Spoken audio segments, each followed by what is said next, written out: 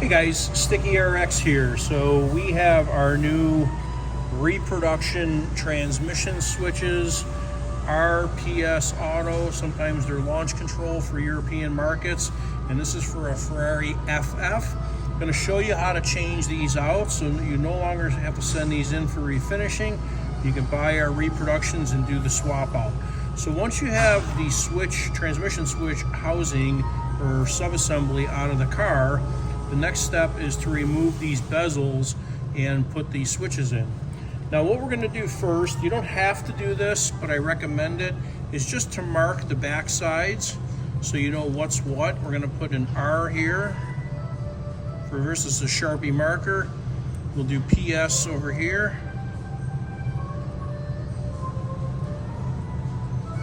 And then A for auto on this switch. Okay?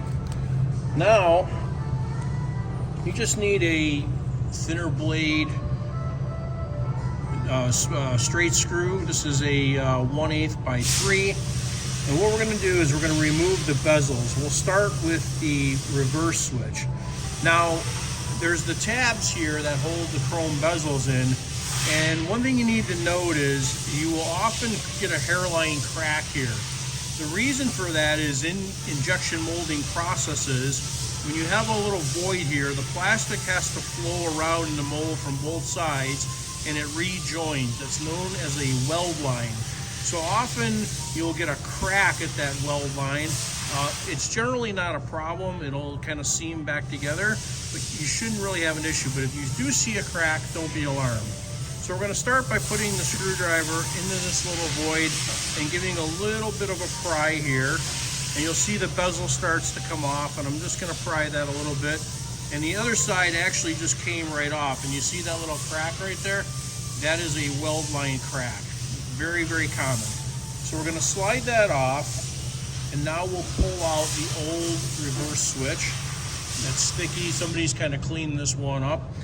Now we've got this chrome bezel, and what we're going to do is we're going to clean the bezel up. I've just got a Kim wipe here and some isopropyl alcohol. So what we want to do is just wipe in the inside and make sure you get any of the other sticky crap off, and wipe the outside of the ring real well.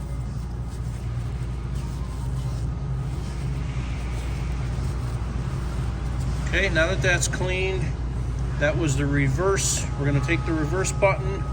Now the next step is very important to pay attention to.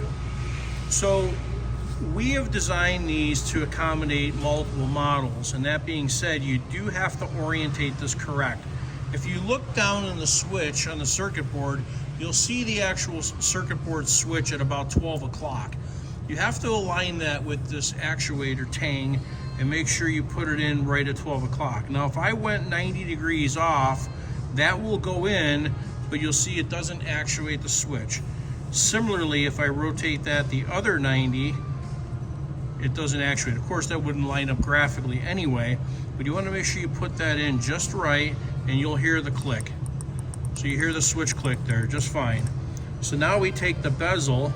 There's a little tang here that also has to orientate, and that goes right up in this slot here.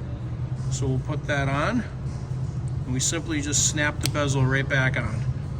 Check actuation, we're good to go. Now we'll do the PS. Once again, you see there's another little, I think there's a little weld line crack there. There is. We're gonna just pry that.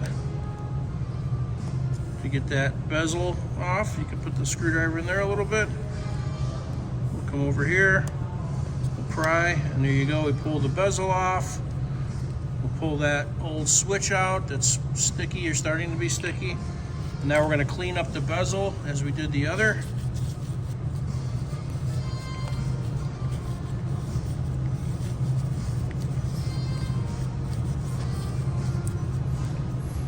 Okay, and we said that was the PS. Once again, we need to line up this actuator with the actual switch. It's at 12 o'clock.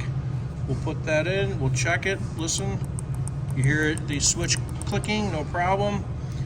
Then you need to line up this tang with the void right there. Okay, so we're gonna put that on like so. Okay, see how that's lining up right in there? And simply snap this together. Check actuation, that's good. Now last one is auto. So follow the same exact process. Screwdriver in, open that a little bit, go to the back side. You'll see half the tab on this one is actually broken right off. It's not going to hurt us, we'll be okay. If you need to, at reassembly, you could use a little bit of epoxy on these tabs to secure them in if you need it, but generally you don't. Okay, so we pull that out, take the auto switch out. Once again, we're going to clean up that bezel.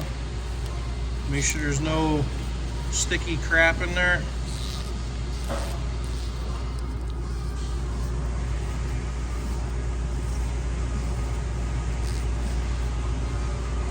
Put the auto switch in, we'll time it right. That plunger has to meet the switch. There you go, you can hear that real well. Get that tang orientated correctly. Snap that in. Okay, all we need to do now is blow off the assembly, wipe these clean, and we're all done, ready to go. Thanks for watching.